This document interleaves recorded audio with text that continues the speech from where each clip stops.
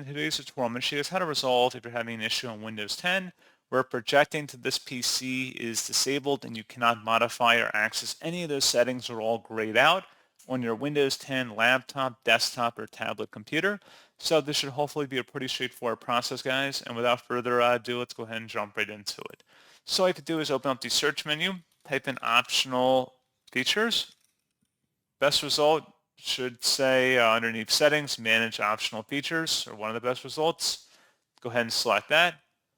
And then select versus add a feature.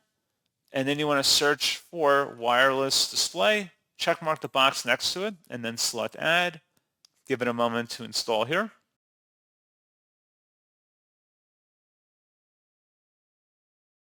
And it should say added. Now you want to close out of here and then restart your computer.